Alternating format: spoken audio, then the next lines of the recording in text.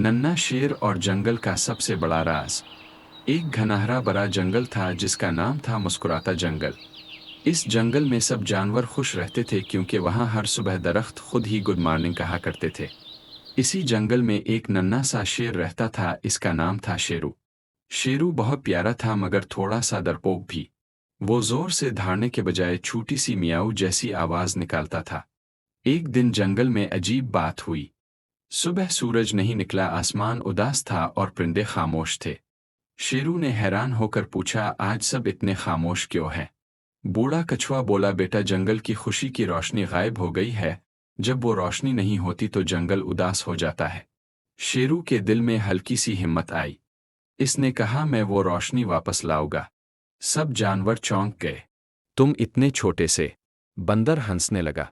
लेकिन शेरू ने दिल में ठान ली, पहला इम्तिहान बातूनी दरिया।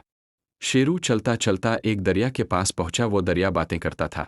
दरिया बोला, अगर आगे जाना है तो मेरा सवाल का जवाब दो। सवाल, सबसे ताकतवर कौन है?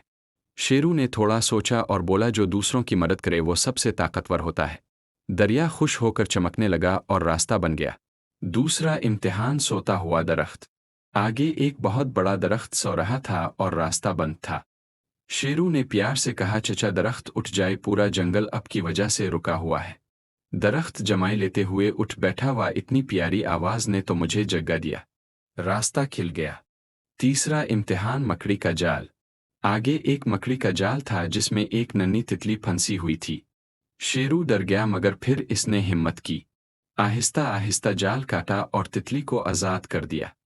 तितली खुश होकर बोली, खुशी की रोशनी पहाड़ी गार में है मगर वहां अंधेरा है, ये लो मेरा चमकता हुआ पर। गार में वाकई अंधेरा था। शेरू ने तितली का पर जलाया तो अंदर एक सुनहरी रोशनी चमकने लगी। जैसे ही इसने रोशनी को हाथ लगाया पूरा जंगल रोशन हो गया। सूरज निकल आया, परिंदे गाने लगे, दरख्त हंसने लगे। सब जानवर शेरू के पास दौड़ आए। बंदर बोला, तुम तो असली बहादुर निकले। शेरू मुस्कुराया और बोला, बहादुरी जोर से धारने में नहीं, अच्छा दिल रखने में होती है।